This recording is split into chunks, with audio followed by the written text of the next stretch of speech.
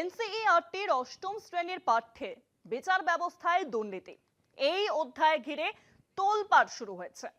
কারোর মতে এই পাঠ্যসূচি সরাসরি বিচার ব্যবস্থায় আঘাত, কেউ বা বলছেন ছেলে মেয়েদের ছোট থেকেই দুর্নীতির পাঠ দেওয়া হচ্ছে।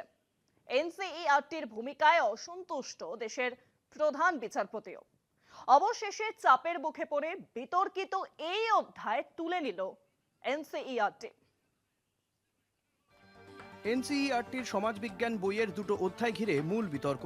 তার একটি justice delayed is justice denied, অন্যটি করাপশন ইন দ্য জুডিশিয়ারি। অষ্টম শ্রেণীর পাঠ্যের ওই দুই অনুচ্ছেদ প্রকাশে দেশ জুড়ে গেল রব।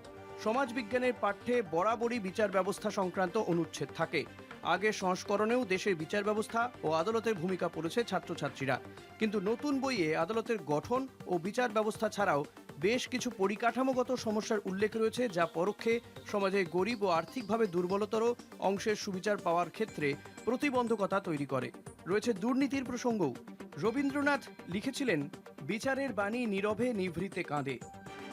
এনসিইআরটির সমাজবিজ্ঞান বই কার্যত তারই বর্তমান দলিল।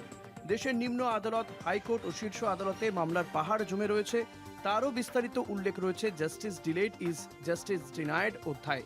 এনসিইআরটির পাঠ্য বই অনুযায়ী সুপ্রিম কোর্টে ৮১,০০০ মামলা জমে রয়েছে, হাইকোর্টে জমে ৬২,৪০,০০০ মামলা এবং ৪,৭০,০০,০০০ মামলা পড়ে দেশের নিম্ন আদালতগুলিতে।